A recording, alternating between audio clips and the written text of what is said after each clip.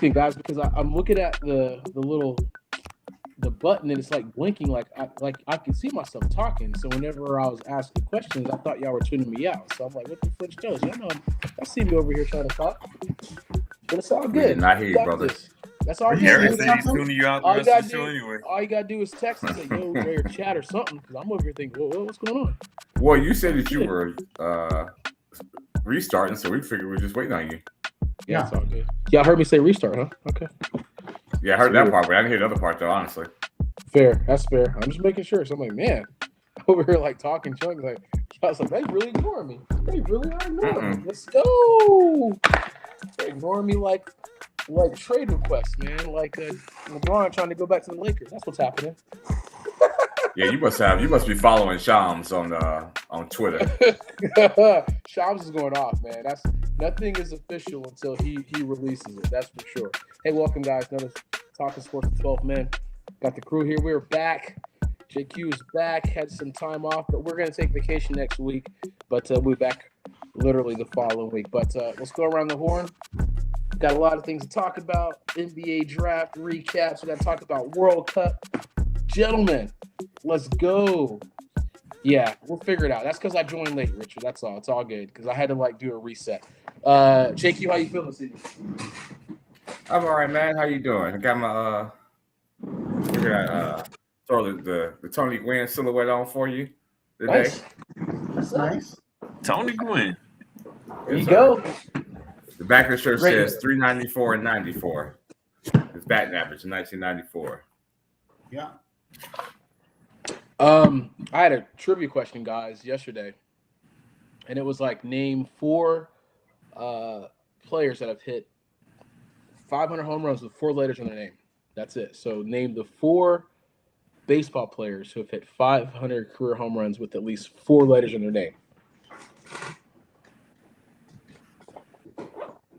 Wait, say what? What was that? What was the question? Name four baseball Fox? players Jimmy- with four letters.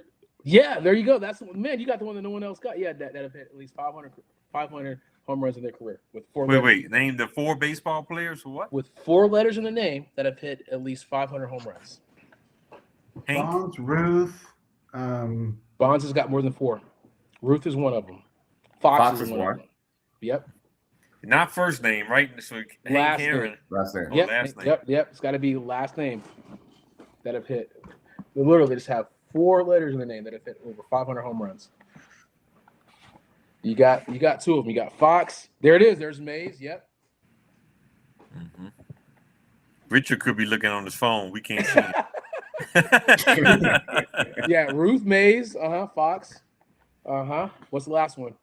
Yeah, he's looking on his phone. Play for I know Chicago, he believe it or is. not. Play for Chicago. Sosa. There it is. Yeah. Good stuff. Now everyone kept putting Rose on there, JQ, but he was not a home run hitter. Believe it or not. No, He was a huge- the I single. know, Oh, no, but Pete Rose that's was what not a everyone home didn't run know. Everyone didn't know, and he's only hit one grand slam. I think in his history. That's what someone was like telling me. It's like that's nuts. So he wasn't really a home run hitter. I just thought that was an interesting stat. And that might have been the inside the park home run. It was crazy. Like I said, that's everyone was Right. like jogging their memory. Everyone kept putting Rose down. Fox was Richard one. says, I'm not. Yeah, that's the toughest one. You know, It's the there's no mean crying in guys. baseball. He was in a league of their own, right? You're crying. There's no crying in baseball. Anyway, random stuff. JQ had a good stuff. That's what made me think about that Tony Gwynn and all the questions and too. So kind of went on a baseball tangent. Thank you guys for letting me indulge with that too as well. Rob Ford, how you feeling this evening, my guy? Man, doing great, man. Here in Colorado Springs, ready to get this party started. Watch the Rockies come back and beat the Red Sox today. It's always fun to watch the Red Sox lose. Let's go. Thought he was gonna talk about asparagus. Gary, how you feeling, man? Hurt really quickly before he talks about asparagus. I'm doing Didn't have fantastic. anything. Let's start the show.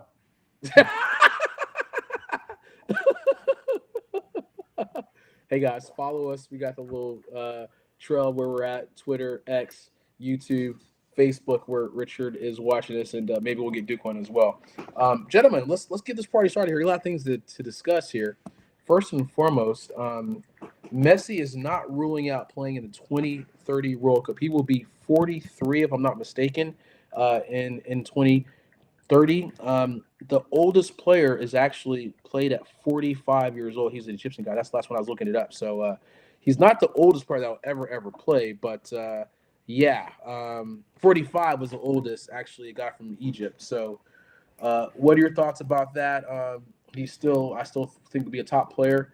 The most goals scored, like 18, and right now in World Cup history, just killing it right now. Well, I mean, Ronaldo's 41 still playing, right? And He is. He just Yep. recently had the first game was a little shaky from Ronaldo, but the second one, when they just won like 5-1, he actually had a really good game, even at 41. So, I mean, Messi's still playing at a high level. 4 years is a long time, though, to see if he can maintain that until 2030, right? So, I mean, looking at him play now, you could see it, but it's going to be hard to. It's hard to look 4 years out and see if he continues to play at that kind of level. I mean, Argentina is definitely one of the favorites to win this World Cup. I would think they're one of the favorites. I would think France is one of the favorites. with Yeah. Kylian Mbappe Yep. as well. So, and they might be the two best teams. France, Don't forget Argentina, about that. Brazil. I wouldn't keep Norway out of that either. Yeah, but he's just been on a whole roll. And you get a hat trick if you come behind it. He could have had a second hat trick. So I think he missed a PK.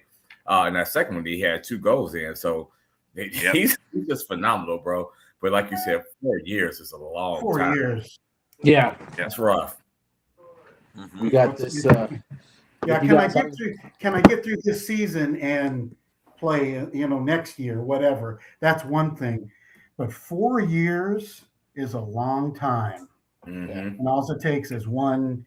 Just like what Richard said there, you avoid the injuries, but Yeah. Yeah. and will he be that same guy at in 40? No, or And 30. I don't think he'll do that to himself. To where he'll come out there and be ashamed of himself. Wear and tear, guys. Just again, depends on how much they conserve his play. If he still wants to be on that record-breaking situation, that's a lot of running, a lot of conditioning, and obviously soccer. I mean, that's a really a sport that requires a lot of endurance and conditioning. So he'll be in good shape, but you never know how that's going to play out as far as injuries and whatnot too. So we don't want to wish Well, that you know on what? him, obviously. But yeah, I was gonna say the last thing I was gonna say about it just depends on how petty he is. Because if you look at the all-time goal list, I think he's at 18 now, but I think Mbappe is right behind him, and Mbappe has at least another World Cup in him, if not a second one. So he might want to come back to try to give him a couple more, just to try to put it out there a little farther for him, so he don't overtake it. Yeah, and Mbappe is 27 years old. So yeah, that's over. You might as well cut that. he's in his prime. Yeah. So you got. He's got 2 left. Be in it. Yeah, he might even have 3 left. If he's 27 now, he can play at 31. He can play at 35. And if he does anything like Messi and Ronaldo, he could be playing at 39. Yeah, you're not wrong. He might have. He could possibly. I mean, I would definitely 2. You're right. Definitely. I think it's safe to say he'll play in 2 more, but you can't rule out the possibility of him playing in 3 more. Yeah, I agree. Good stuff. What were you going to say, Gary? I don't want to take anything away from you, Mike. No, I was just saying that's it's a long time, and but with the technology that they have, with all of the and the science that they have for these guys and how they handle all that stuff. I mean, it's way more possible in this day and age than it would be in decades past. That's for sure. Even though I still think you can bring him along for leadership too. Even at 43, maybe he's kind of the guy. To see, I don't know if there's going to be another. I don't think that's what he's looking at. I don't think he's. I'm not saying that. Right. Listen to what I'm saying. I'm just saying, like I said, he's still Messi. No matter how old that dude's he's still a threat. But still at that juncture, bring him along, man. I don't know if there's going to be a young and up and coming person, but he's still Messi. So bring him along. Let him do his thing. That was just a thought. That's all I'm saying. This is a great magazine. I got the Sports Illustrated one that talks about they have these great commemorative cup covers, believe it or not, and each of them has a really good breakdown as far as the games. And we're going to talk about the favorites, and I think you mentioned it earlier, Rob. The same thing we talk about kind of looks like the way that they've got it broken down is that it's going to be France and Argentina in the final, with France taking that. But they got to go through Spain. JQ, I think you mentioned a couple of things too. You got to talk about Norway. as well. That's Norway. Brazil, Argentina is a good. USA. Yeah, USA is. I like USA, man. And Freeman is playing extremely well. Pulisic, like I said, Captain America. He's had some injuries. I think it's good to kind of rest him. JQ, I'm with you, man. I'm just saying. Pulisic is overrated. And I said what I said. Pulisic is overrated. I agree with you, man. I saw the game. They're like, he's doing everything. I'm like, is he though? He's like, look at all the goals he's scoring. I'm like, did he really assist all those goals? Because Freeman was like on fire, bro. They still played pretty good against Australia too. Yeah, that dude was on fire. I was like, yeah, that's the dude right there, man. So yeah, to Rich's question there, I expect him to beat Turkey, but they don't really have to. They're already in the knockout round. Correct. How far are we going to go? I don't know. Maybe we get to the round of 16. If we're lucky, the round of 8. But I don't think we get any past. Lucky if we get to the round of 16. Yeah, like if they win one knockout round game and get to the round of 16, I think that's more than I think we thought we were going to come into it. And to the question, I don't think I would play Pulisic. Because as much as I think he's a little overrated, I think you're still going to need him in some capacity. Even if you want to use him as a sub or bring him out, you got to let him go ahead and let that calf get all the way full. You don't need this game. If you want to see claim that he's 100%, and I see that. That's kind of the perspective I had as well, JQ. But I think there's also the side of getting him in some rhythm before you get into the knockout round too. So I can see both sides of it. They claim he's 100%, but that was my first thought too. You're already in the knockout round. Why force him to play? Maybe at best you bring him in for 20 to 25 minutes in the second half to give us a little conditioning. But I wouldn't start him. Let's just say that I wouldn't start him. Yep. Do you think Portugal's kind of a dark horse from this instance, too, guys, or what? I don't think they're favored, right? I said dark horse. Horse. Maybe the round of 8 or round of 16 for Portugal, but I don't see them as a Final Four threat this year. I definitely Argentina, as we talked about. Maybe Brazil can sneak in that conversation. Maybe England can get back in that conversation. But I think those are some of your teams that could be a favorite kind of going into it. So but who's your final I definitely four, think Rob? France and Argentina are the best 2 teams. Who would be your Final Four, Rob? Oh, man. I'm going to stick to my final of France and Argentina. Final 4. Whew. It's a tough one. Brazil, Spain. The breakdown. I got Brazil, Spain in there. That was my final. Brazil, Spain, Argentina, and France. I don't think Brazil is that tough this year. I don't know if you can rule out Norway, but I don't know. I got to look at the brackets to see how they line up. Yeah, because if we don't, the brackets won't come out until after another day or so. It says, how they're. But you got to get them. Good. But they get re-ranked though, right? Based off of the goal differentials in the first and second place. They do. Groups in there. I'm gonna go England and Spain as the other 2 teams. So, but that's not knowing the bracket either. Huh? I'm gonna put Norway in there as one of them. Norway's gonna have to go against if it gets rerouted between Brazil and England. That's gonna be tough right there. That's kind of that route there.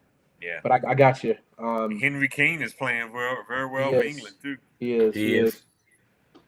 Yeah, we were talking about this too. Like, soccer is one of those sports where, unfortunately, unless you're just like really into World Cup, there's a couple players that I don't think anyone can name 3 people on all the other teams, right? You couldn't probably name 2 or 3 people in certain squads, So that's the interesting part. But I love it that it's a global space or global stage, man. So that's what makes it kind of exciting, for sure. Excuse me. It's global sport for real, man. Each country 100%, going crazy over this thing. 100%. Man, they got countries celebrating off of a tie.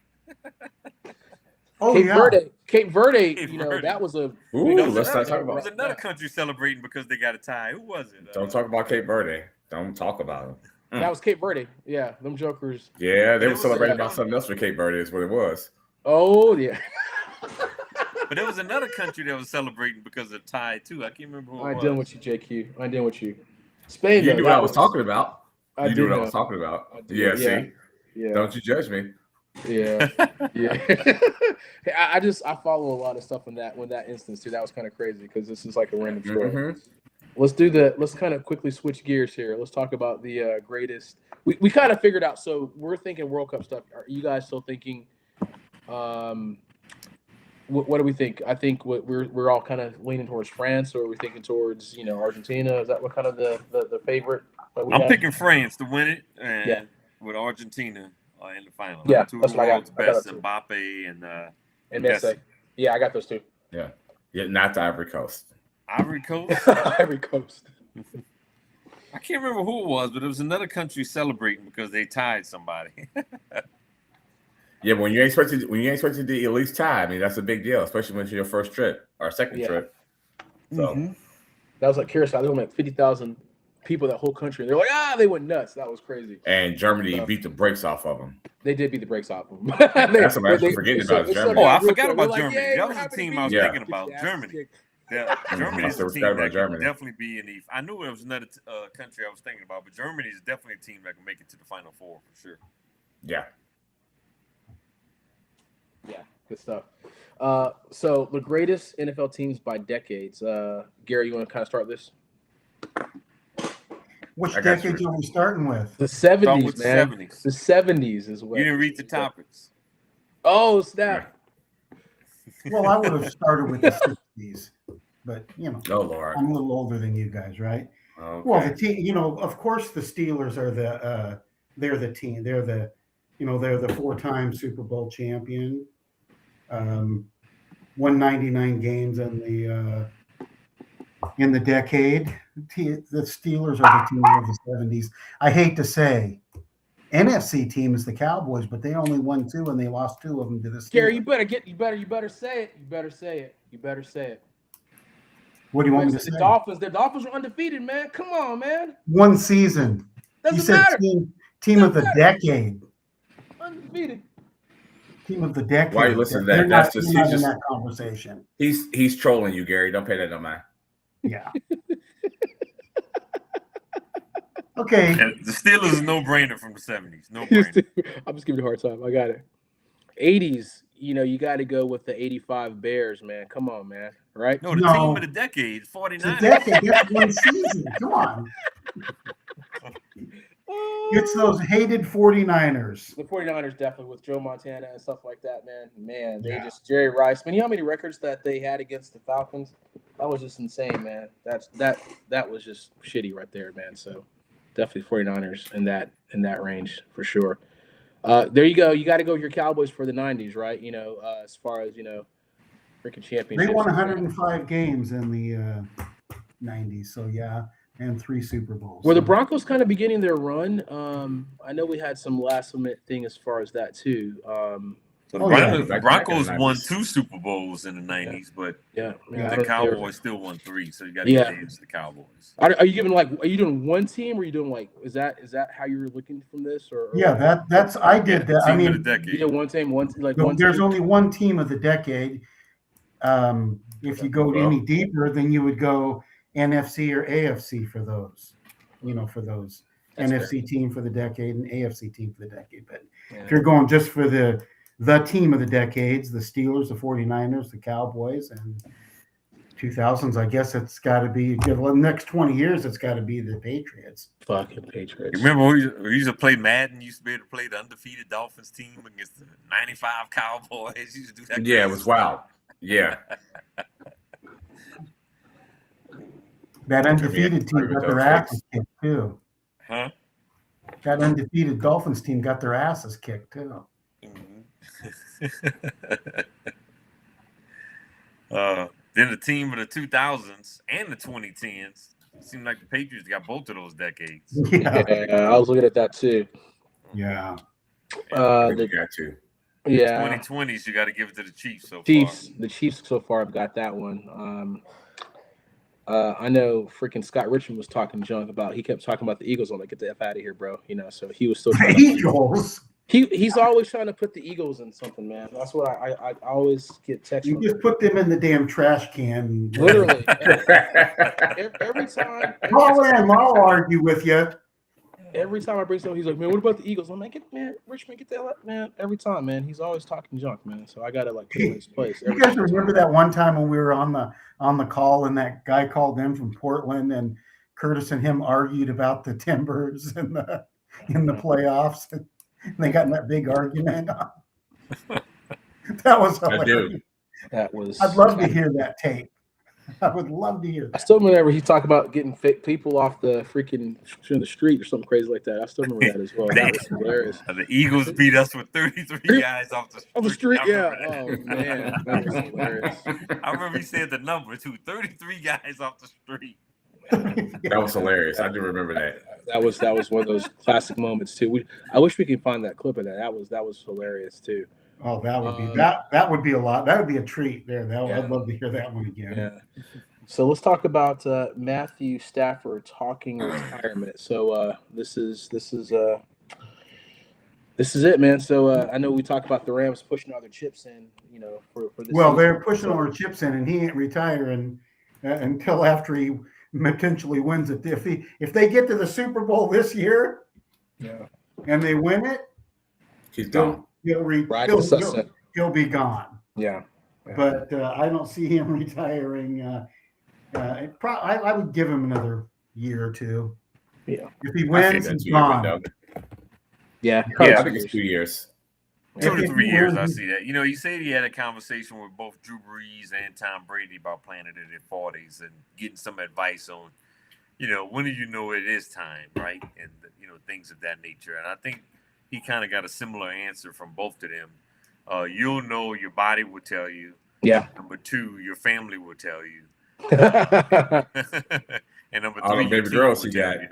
Huh? Yeah. All them baby girls he got.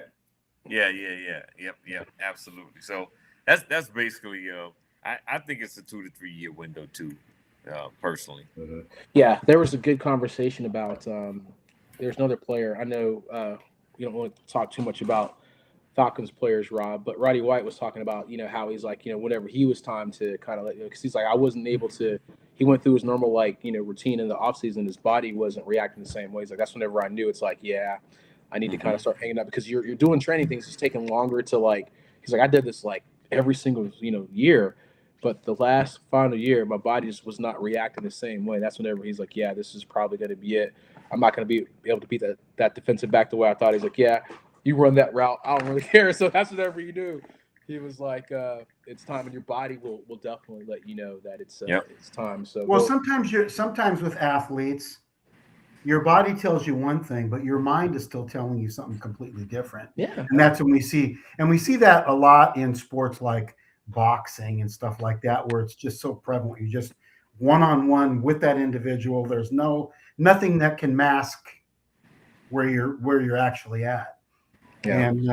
And that's the problem, is aligning that whole thought process. Somebody tell that to Aaron Rodgers about his body, man, just to kind of, let him go. Well, but he said this is the last year, so his body must be starting to tell him something. My body's calling. Come on, dog. No, you don't want to say R. Kelly, man. Not R. Kelly. Come on, dog. You get the whole show canceled. No one knows who that is. FCC will come knock us off. No one knows who that is. All right, let's go to NFL players that can force a trade. Go ahead, Rob. Oh man. Looking at this, obviously, we've been chatting about the Giannis trade, and from an NFL perspective, the closest thing that you can compare that to would be Myles Garrett, right? What are some players that could demand that kind of trade if they're, maybe not on a successful team? One guy that came to mind for me was Justin Jefferson of the Vikings, right? Yeah. And, we'll see what happens with him and Kyler Murray this year. But you talk about a guy who over the last 3 to 4 years has been either the best or the second best receiver in the league. But this past year, his numbers dropped significantly just because of the quarterback play, right? So, he's a guy that kind of comes to mind. Jonathan Taylor with the Colts, even though trading a running back may not get you the kind of return, wide receiver is one of the top 5 positions in the NFL right now. It used to be just quarterback, left tackle, edge rusher, corner. But wide receivers is now a top 5 position in the NFL. So even a Garrett Wilson with the Jets, right? with their quarterback situation. Mm. And they're gonna have Geno Smith this year. I mean, they drafted the guy from Clemson. What's his name? Cade Klubnik. Oh my God. Yeah. So they drafted him in the 4th round. So their quarterback position is looking pretty bleak. And now Brendan Sorsby's not in no supplemental draft either. And then the last guy is Denzel Ward from Cleveland, right? One of the best corners in the league. On a team that's not winning, right? And just similar to Myles Garrett getting traded, that's another guy that you can probably trade and get a nice piece in return for him. So those are 4 guys that kind of came to mind for me. What about TJ? TJ Watt? Mm-hmm. Yeah. Listen, if Aaron Rodgers come out there and look like Aaron Rodgers, they have another 7-10, 11 season. He don't like what's in that quarterback room. Yep. That's a good one. Yeah. That's another good one. I can see that too. And I know you would love that if he gets traded. 100%. Get rid of all of them out the division. That's probably why you said it, right? No, I was just thinking about it I was trying to roll my brain around, the teams in the divisions and was like, well, that's one, because how long is he going to be tired of not making the playoffs and not winning when he's still out there as such a disruptive force off the edge? Like, I can see him getting upset. Iman Shumpert is on ESPN right now. He said Atlanta Hawks had the best draft. Let's go. Let's talk about Austin. Just a second. Richard, I want to discuss something with you. It's not the 90s 49ers. Super Bowl. You can count. Saw that. He put the 90. I think he did that. Put those chubby little fingers out and count. Okay. Damn. Otherwise, I'll take the 70 Steelers away from you and put America's team in there. That's hilarious. So Sorsby's only option is the CFL. Is that a true situation? Well, if he wants to play right now, the NFL's already said they're not going to have a supplemental draft this year, and obviously they don't want to reward him for the gambling behavior, right? Yeah. And I think he's going to have to really spend this next year, really showcasing in the NFL that habit is gone, right? I don't know how he does it, but he's going to have to really prove to the NFL this next year that, hey, my gambling habit is gone. But like I said, I don't know how he does that to him. So I put 300 that my gambling habit is done. Done. You stupid. What, you want to go double or nothing on that? I bet you 300. That's done. That's done. 3-1. 3-1. I don't know if I'm gonna take it a step further. I don't know if the NFL will ever let him in, bro. He plays like 9,000 bets or something crazy. At the quarterback position, you have so much influence over the flow, of a game. Every time he makes any mistake, I don't care what he does in this year. I hear you, Rob. I don't know, what kind of PR tour he can go on. But anytime he makes any singular mistake, every fan is gonna say he got money on the game. Yep. Like Ian Rappaport was on the Pat McAfee show, and he was saying that,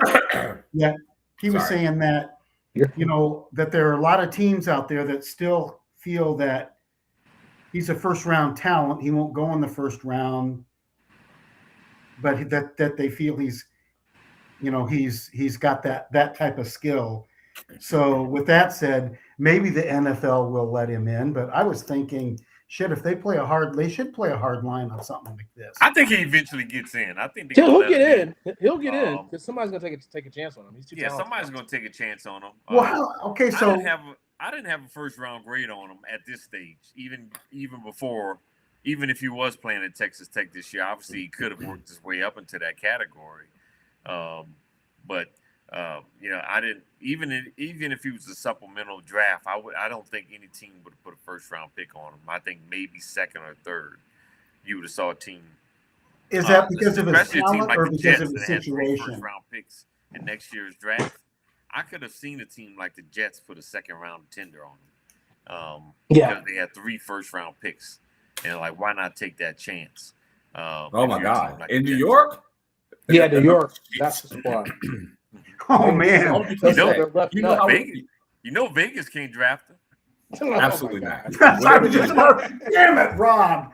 Damn it, Rob. But First, he's like, I bet I can make it in Vegas. Man, they have a whole back page I was of two gonna say, newspapers. I was looking at the odds-on favorite when it was Vegas. Yeah, no, that's too stupid. They have two back pages in newspapers in New York dedicated to nothing but foolishness. He can never go to New York because, again, anytime he has a bad game, a bad quarter, a bad play, they're gonna be like, he out there gambling again. I just don't know how. I don't know how you counteract that. If at cornerback or right guard or something like that, you can kind of cover that up. The quarterback does too much for a team that for you to have a gambling problem for teams and fans to ever trust you. If he walks into the bar that's and a there's a valid point. damn I mean, poker machine there or whatever, someone's going to say, they're going to take a picture of him going into a bar and there's a machine there in front of him or something. I was telling some other friends the exact same thing JQ was saying. Every time he makes a mistake, fans are going to be wondering. But it could be the other way around, JQ. It's kind of like your opinion of Steve Sarkisian. When Sarkisian is not playing well, he's not drinking. Maybe when Sorsby's not playing well, he needs to be gambling and play better. There you go. There can't draft him in. There was a movie. There was a movie where I'm being facetious, of course. I know. There's this character that used to like follow around the dude, and he would slap his thing every time he did a mistake. I gotta find that movie because he was like his shadow. Like every time he did something, he would slap the phone out of his hand. That's what that reminds me of. Like you can't do nothing, man. Everywhere he went, that was like his shadow, man. So anytime he was doing in the bathroom, what you in the bathroom, man? So he had like literally. I got to figure out that movie because that like literally. So do you think he'll play for a CFL team or one of these other leagues or whatever? And then if he's not playing anywhere, how does he showcase himself that he's being a good boy? He's not. If I'm the the CFL or one of those things, they're going to do it because of the notoriety, because it'll bring eyeballs to the TV. So they could take that swing and a miss on it potentially because they don't really have anything to lose. The NFL is already established, and they don't want him to come in there and potentially mess with that juggernaut. But if I'm one of these other fledgling football leagues, so people are tuning in just to see what's happening, they're going to look for at least a couple of games. Oh yeah, that's hilarious. Yeah. You know, if he winds up playing for the Edmonton Eskimos. The Alouettes. I got 300 on the Eskimos. Yeah, but no. Brandon, JQ spot on with that. If he's playing for the Edmonton Eskimos, the average football fan is going to be turning in and watching the Edmonton Eskimos because they want to see what he's doing, right? Gary. Because he's a known product, and you don't have too many players that are a known product. You know, I don't think the CFL has had a known product since Rocket Ishmael. Hey, Gary. When he came out of Notre Dame. No. Yeah. He's gonna be like Toronto Argonauts. He's gonna be calling a play. Jet streak, 33, 34, 25 right. 5. You got issues, Dre. I have a buddy of mine who actually lives in Atlanta. 35-3, 34, 44. I have a buddy of mine who actually lives in Atlanta. He played linebacker in the CFL. He said playing linebacker in the CFL is the worst. He says, man, as soon as you think you got an angle on that guy, he said that field is so wide. Yeah. You know, in the CFL, in the NFL, the field is 40 yards wide, but in the CFL, it's 55 yards wide. He said, man, yeah, it's crazy. He said everybody gets around the edge. He said playing linebacker is the worst in the CFL. That's tough. I believe it. I got a little excited. Hey, Gary or Rob, I'm sorry. This is for JQ. I wanted to talk about the Austin Reeves contract extension. Are you happy with this? Or? Yeah, listen, y'all. You see, Rob does that just to get me going, because he knows I'm not excited about this damn contract. He knows I'm not excited about this contract. Man, it's a relevant sports topic today. It's not just to get you going. Man, he know good goddamn well I wouldn't give Austin Reeves the max deal. Listen, who else had max money? Nobody else had max money. They said Detroit wanted him. Was he going to take less money to go to Detroit? Who wants to leave to LA to go to Detroit on purpose? Not a soul. Not a soul. Smokey Robinson. I don't care what you say. No, Smokey Robinson. Shit. This ain't Motown. You said Smokey Robinson. Well, let's say JQ. Let's say you gave him $80 million for 4 years or 3 years or whatever it is. Let's say you gave him that. and he was offered $105 million from some other team, yes, he's going. Of course he would. What you said was the number was so far below what they just gave him that of course he's not going to do that. What I'm saying is you didn't have to max him out because nobody else had max money except for or 90. I would have found out. Listen, they know what everybody else has access to. I would have found out and just came in a little below it and said, you can't get better than this anywhere else. But you still give yourself a couple $1 million per year to go get other players. So now you got two dudes that don't play no defense, making max money in Austin and Luka. So now you almost can't bring LeBron back unless LeBron agrees to a lower deal, which he's never shown you that he's going to do. So what do you do then? You bring the band back so you get swept again in the second round by either, OKC or San Antonio because you don't have enough young talent and 3 guys because you gave all the money to two dudes that don't play no defense. I like AR. I just don't like AR at max money. I love LeBron. I don't want LeBron at max money. I'm a Lakers fan first. I want them to do things that are good for the team. If you're going to give one dude that's a scorer and Doncic a max contract, cool, but you got to find a way to fill out the roster around him to make him viable, to make the team viable. Listen, San Antonio, it's the economics OKC, of the NBA, man. They are looking at forget about the great say, DeAndre Ayton. The great DeAndre Stop Ayton. that shit. Stop it. Listen, It's the economics of the NBA. Great. But not when nobody else can give him a max deal. I'm not saying he doesn't deserve a big deal, but a big deal doesn't have to be a max deal when nobody else can give him max money. But like you're competing against yourself. Teams could create max money. Like the Pistons just traded Isaiah Stewart tonight and got $21 million extra cap space. Teams could they want to give give max money if they really want them. So we've already established on here that I can't be a GM because I will let Detroit absolutely have it for max money. I would. Like Scrooge McDuck. By the way, JQ, your favorite player of all time, the Miami Heat may be trying to go after him, Chris Middleton. Uh-oh. Lord have mercy. Of course they are. Because they can get it for a discount because that's all that's left there. But for that amount of money, if I'm Miami, I would get Chris Middleton if I only got to give him the veterans minimum or $4 or $5 million a year. Mid-level deal, I'll take Chris Middleton on a mid-level deal all the time. I don't want Chris Middleton at $20 million a year, but at $4 million a year to come off the bench to help Giannis and Bam, cool. 100%. Like, I'm not shitting on these players. I want them at the value that I think that makes sense for a team to construct a whole team. The Lakers are going to be in trouble unless they let LeBron go and they spread that $58 million cap hit amongst multiple players. I think they have to at this point. I think they made a decision. I agree with you. The Lakers need more defensive studs. The two best offensive players are horrific on the defensive end. Horrific. And, Doncic and Austin Reeves, they can put the ball in the bucket with the best of them when they're on. And Luka, of course, is usually more on than not when he's playing. He's got to stay healthy. That's their defense. Outscore the other man. Play defense. Yep. That's right. But if they're about to sign LeBron and trade him to the Cavs for Jared Allen. Oh. You know what? I'm not mad at that. I'm not mad at that because you got to construct the whole team. Because if you look at it, we just saw what happened. You saw how deep the Knicks were in terms of the way they guarded in the finals and all through the Eastern Conference. You see how the Spurs are guarding on the perimeter. You see how OKC is guarding on the perimeter. The Lakers are good enough right now to get to the first round and squeak out a first-round series and then meet one of those Susan teams in the second round and get beat. That's their ceiling right now unless they do something. They signed LeBron at a lower deal. And he ain't going to do it. Mitchell Robinson for $13 million a year. Yeah. If the Lakers offer Mitchell Robinson $13 million, the Knicks won't be able to sign him.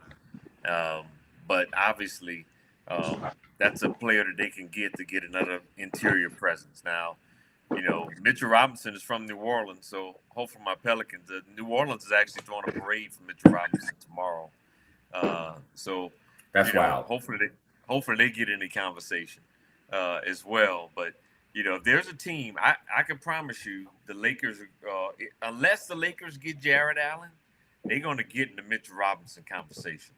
And they're going to offer somewhere around $13 million, which the Knicks won't be able to match. Yeah, I think the Lakers have just chosen AR and Luka over LeBron. I don't think there's anything else. You have to use that $58 million to help augment those two non-defensive playing MFers. Come on. Hey, on a serious note, I am a fan of Cameron Carr, who you drafted. I know he's going to be a really good defensive player too. So I think that was a steal for the Lakers. That's a great move. You know, dude's like that. He's got like 7-inch arms, something crazy like that, 7 foot arms. Yep. That dude is nuts, man. So he can shoot it too. He's a great shooter. He's just a rookie, but I was like, but I get you though. You shouldn't have paid Austin Reeves that much money, man. I was like, damn. Absolutely not. On paper, I agree with you all too. But it's I hate to keep saying this. It's just the economics of the NBA. Trey got $50 million, something crazy. 4 years, $212 million. That's nuts too. It's like for a guy that's averaging 20 points a game and don't play no defense. Yeah, that's rough.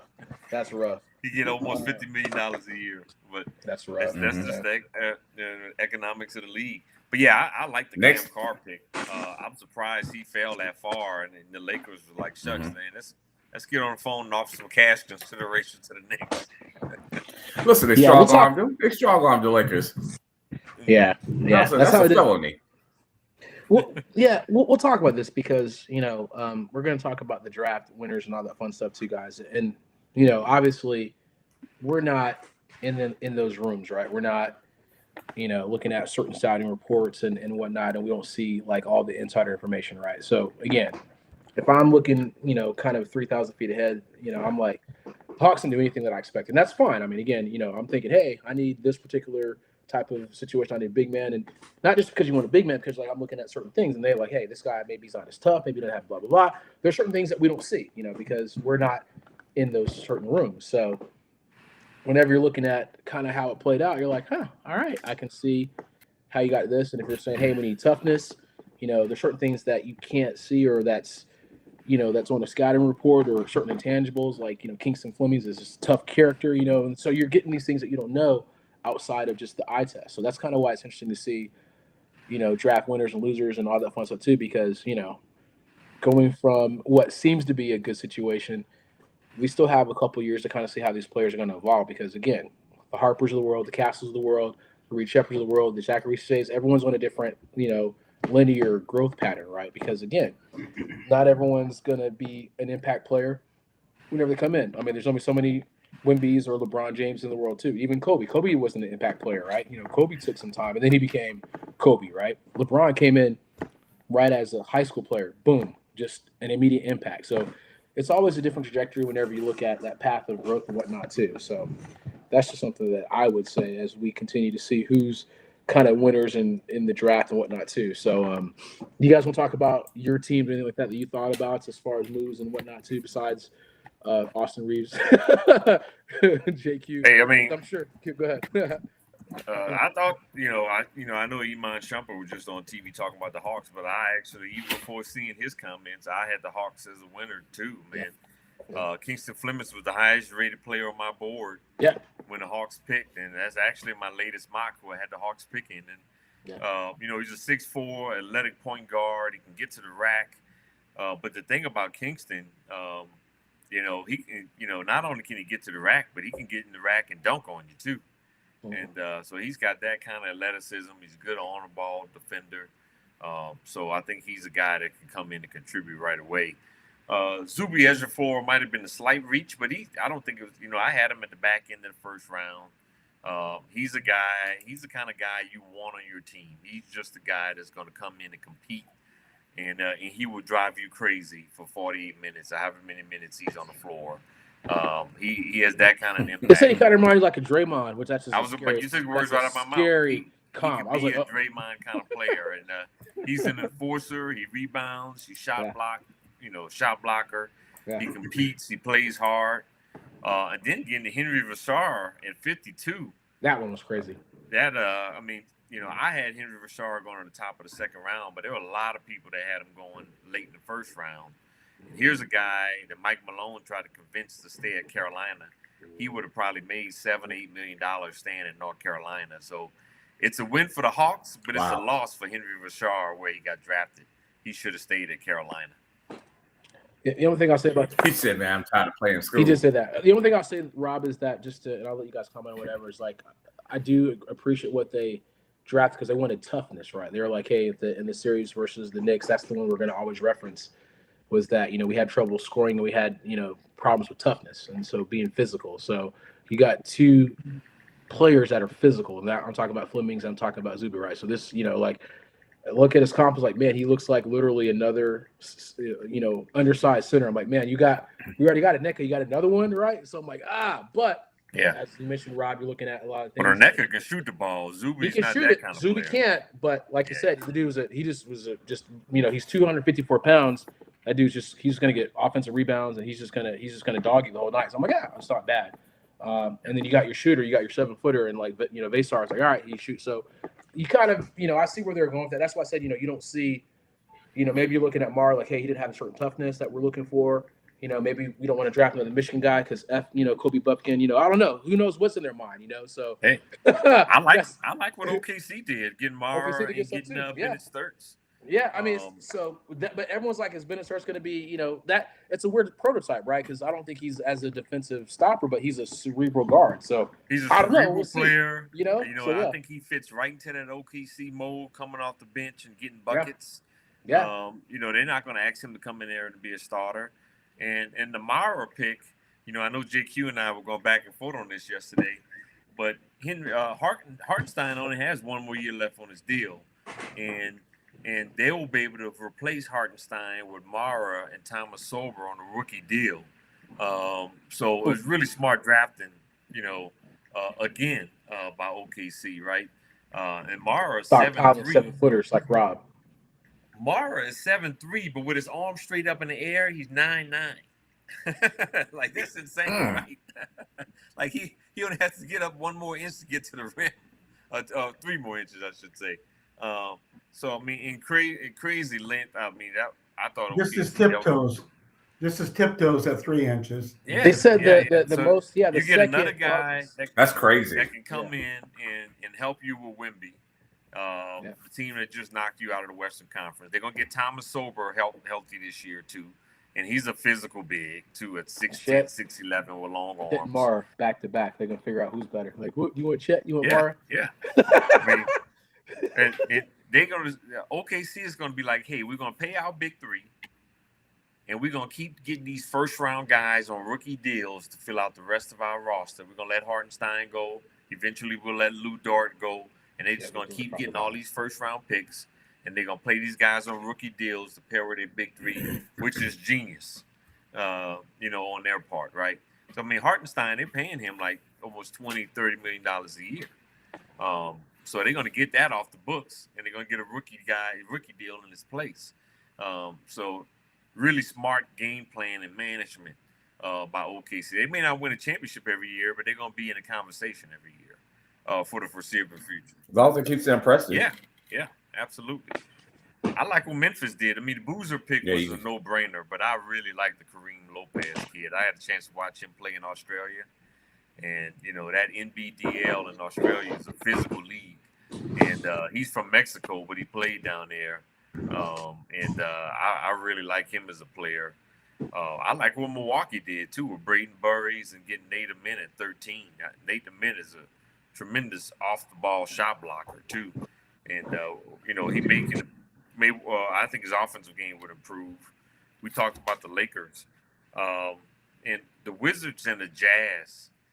Not so much winners they are winners in the draft because they got the 2 best players in the draft. But those 2 teams, if you look at their roster, they could be in the playoffs as early as next year if they're healthy. The Wizards, man, if you look at Bonsa, Trae Young, Alex Sarr, and then you look at all those young players they got, and Bud Carrington, Cam Whitmore, Leaky Black, and then when you look at the Jazz, man, you see what the potential of the Jazz starting lineup could be next year? Mm-hmm. In that front court, they could have Laurie Marketing, Jared Jackson, Kessler, Keontae George,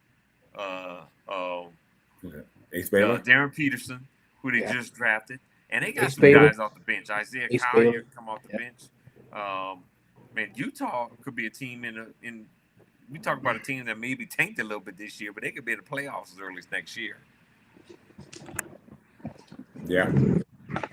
Utah. I I didn't like what Sacramento did by drafting Alex Caravan at the end of the first round. And I didn't like what Dallas did, drafting Morris Johnson at number 9. I thought that was a reach. I mean, I know they just got Dusty May, and he wasn't even the best player on their team in college. And he went ahead of ahead of Mara and Yaxel Lindenberg. Yeah.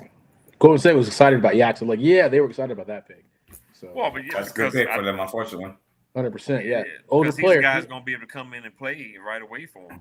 Yeah, he's definitely you want to get an experienced player too, so that's good stuff. What were you thinking? What were you thinking, Gary? I know there's a situation about Richard, and thank you, Jill, for her comment too. But he's asking about, has Portland entered into the conversation about Jaylen Brown and some trade talks, if you will?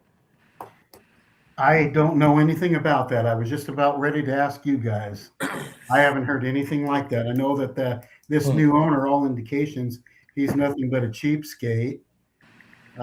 He could have kept the head coach that had them definitely on the right track, and I'm so far I don't like this guy. But you hear the contract the Blazers gave the new head coach? What'd they give him? Only one guaranteed year. Yeah, 1 year with 2 other options, or 2 year, Yeah. 2 1-year options or something. So I don't know. Thing. When y'all have some time to want to read something to put y'all to sleep tonight or tomorrow night, a lot of the coaches in the NBA are upset at this deal that the Blazers gave the head coach because they feel like it's a slap in the face. Yeah, and it sets a precedent. Yep.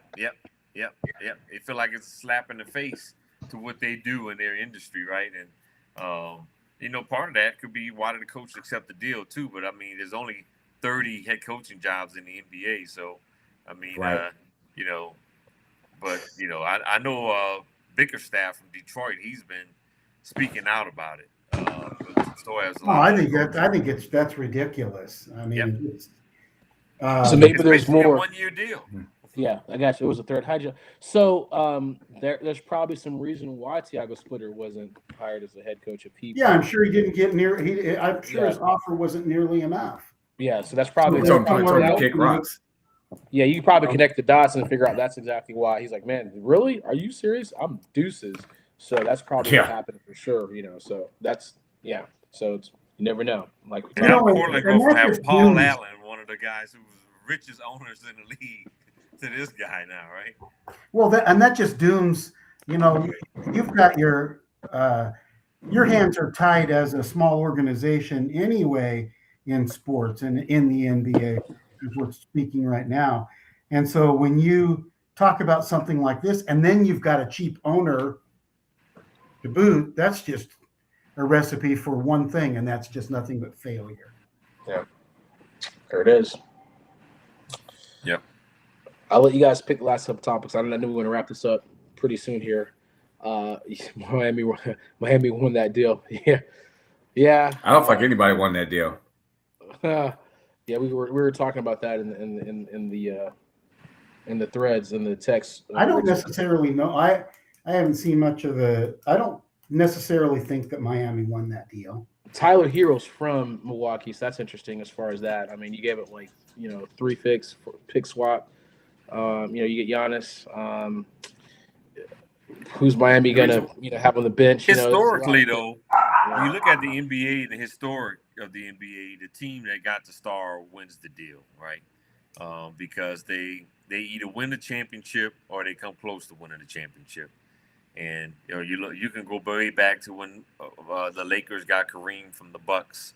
The Lakers won multiple titles by getting Kareem from the Milwaukee Bucks, right?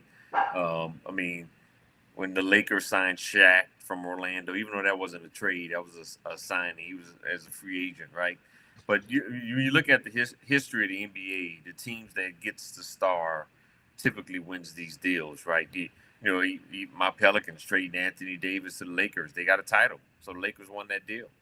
That's simple. You win one title.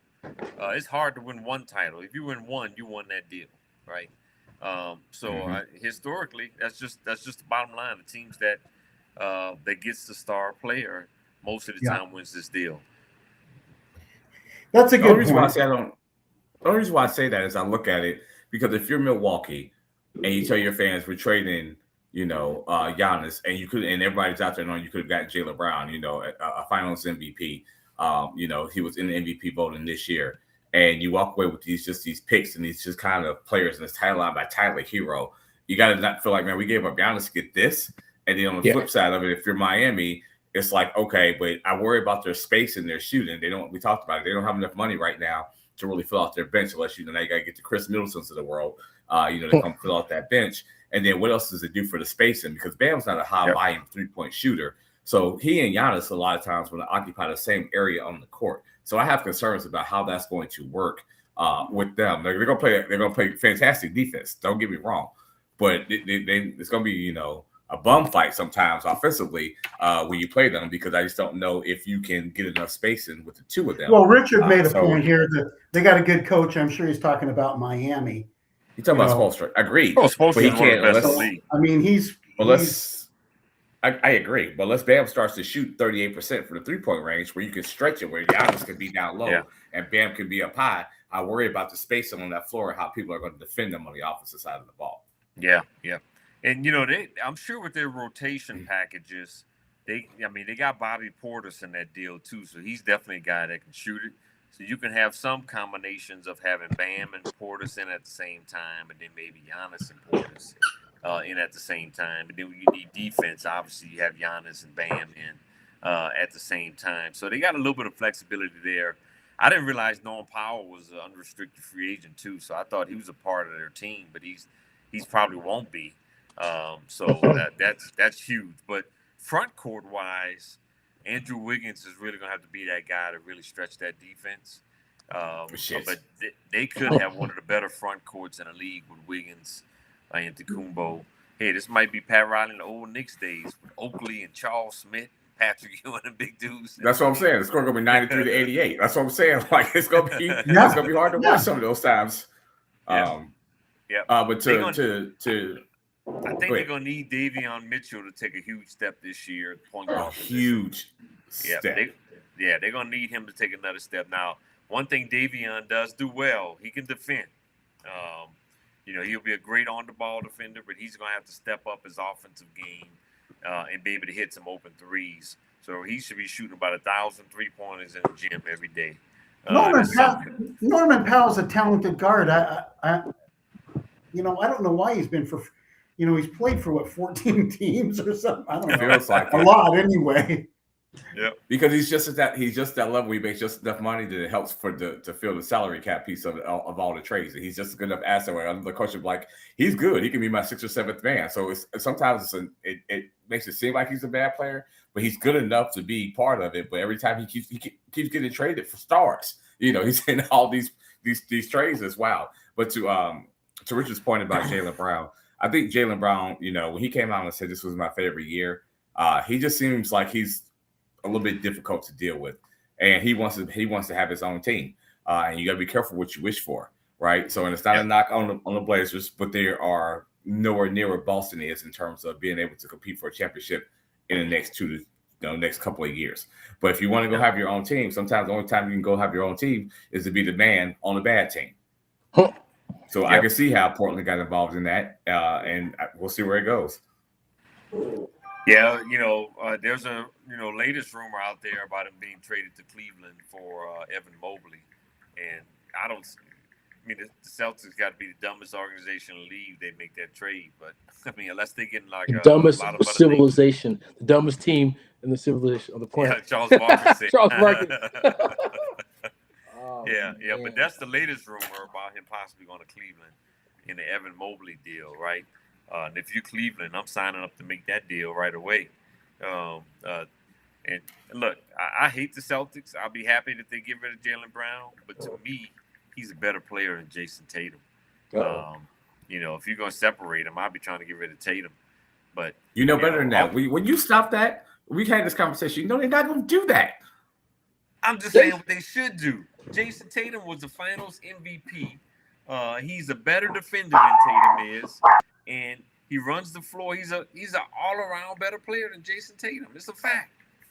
I didn't say you was wrong, but look at Jason Tatum, the way he carries himself, and look at Jaylen Brown and the way he carries himself, and think about the Boston Celtics organization, you know who they're going to choose. You know I'm right. You know I'm right. That is spot on. And Rob is speechless. You know it's spot on, man. Look, I'm going to celebrate when they trade Jaylen Brown. Jason God, Brown. man, you fusing them. If I'm running that organization, Jaylen Brown is the guy I want to keep. That's all I'm saying. He's a better player. They were number 2 seed this year without Jason Tatum. And Jaylen Brown led that, right? And he was in MVP conversation this year. Even when they were playing together and won the title. I mean, he was guarding guys full court. That entire NBA. I never said you was wrong. What I'm telling you is going to happen. I know what you're saying, but yeah. No, I know what you're saying too as well. But man, I'll be trying to do everything I can to fix that relationship with Jaylen Brown. But the thing about it is, you don't know what's going on behind closed doors. He might have been wearing out his welcome behind closed doors. They know that he's the better player, but if you always feel like, oh, here this motherfucker come again, like you get tired of just having to deal with that. You know what I mean? You see him walking down the hall, you hear the door knock, and you go, "Damn, he's back." Listen, right? You got to take a deep breath. You just look into the ceiling, like you get tired of doing that. There's a Key and Peele skit where he was the only man on the earth. He thought he was the only man on earth. He found that he's like, man, I gotta get out of this, man. Jaylen Brown would be hating life if he went to let's say Portland, The Lakers, or went to a team that's that's not going He's to from be a Atlanta. contender for especially with this owner for who knows how long. And then he's the man, but he's the man up there at the microphone answering questions. Why are you guys on a 15-game losing streak? Mm-hmm. Yeah, you scored 49 points, but your team lost. What do you think about that? I will say this. I'm a huge Jaylen Brown fan for Atlanta, but I do appreciate what Ansi said. He's like, we're not one player away. We're not going to build like that. So he's like, be patient. As much as that sounds tough, and you got to pay the dude, man. He's going to make like 50-something million. He's got a. That dude got like an over $300 million contract. So he's like 50 million. How many years he got left in it? I think he's got like 50 million for 1 year or something crazy. You're like, and 68 the next year. You're like, we thought that deal was crazy when it came out. Remember? So, but yes, we did. That's why I respect what Ansi said. We're not one. We're not built like that. So I'd love to have him, but that's just kind of ridiculous at this juncture. And you'd have to. You'd be definitely in a situation where we got a bunch of YMCA players on the wing and Jaylen Brown, because who you gonna play? Who you gonna pay? YMCA players. Oh man! I mean, it's true. You'll be in the fifth apron, man. What the hell is this? Not the fifth one.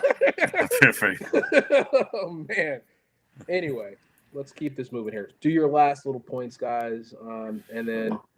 We'll get ready to wrap up the show too, because I think, Rob, whenever you were talking about the players that left millions, I think you were talking about Henry Masar too. That was one player that you probably he was one of them. Because I was like, I look at Core Pete. Core Pete got picked the last pick of the first round, but he would have went back to Arizona, probably got about $7-8 million, and it would being that pick of the draft, he may only be a $3 to $4 million guy now.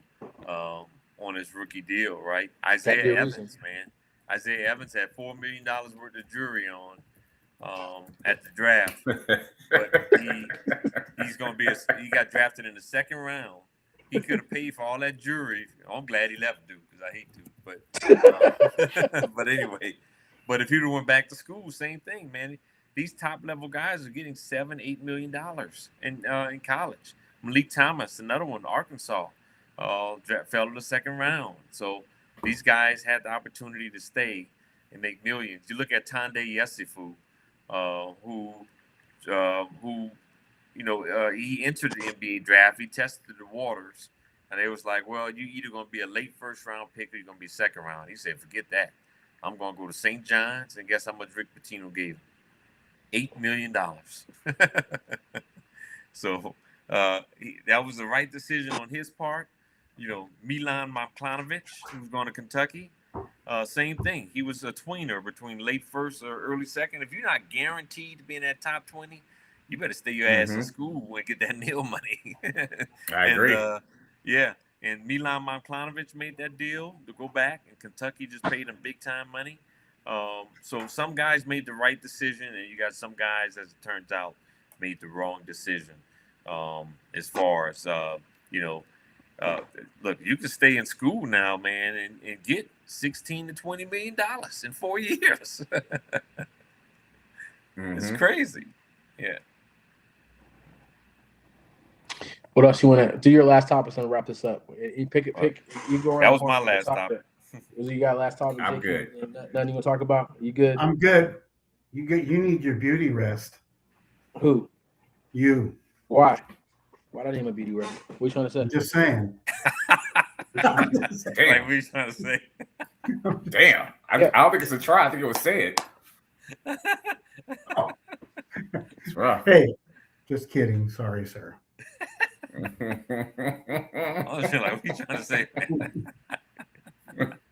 And on that note, play the music. Play it. That's funny, Jill. Thank you, Jill. She's not always. Yeah, it's always good. Yeah, Jill. Always. We appreciate that. That's what we're here for, Jill. That's what. Yeah. Yep. This is all about having a good time. Just Wrap to this up. educate. It's all All fun. right, ladies and gentlemen, I think we're going to take next week off, and we'll be returning on Thursday, July 9th. So I hope all of y'all have an amazing 4th of July weekend, which is also a Robert Ford birthday weekend. So yeah, so We're gonna. I was gonna plug that. You Third know, Rob person. Ford, you know? what'd you say? I was gonna plug The your third birthday. person, like Ricky Henderson over there, Rob Ford birthday weekend. Oh, Rob Ford That's birthday. no basis. Ricky Henderson gonna break the record this year. We're gonna have about My guess 30 is home there's runs and my guess is 50 there's a stolen little bases. international traveling in Rob's near future. Say what? There's a little international traveling in Rob's near future. Vacation, baby. Time to do it. Time to get it in. That's right. Nice. Yeah. July That's all. 9th, everyone. All right, Tune in. We'll be That's back. it. That's it. Yeah, see you next week. Or not? Sorry, the week after. What we got the next? There it is. Week after next. Thanks for tuning in. Thanks for tuning in, Jill, Richard.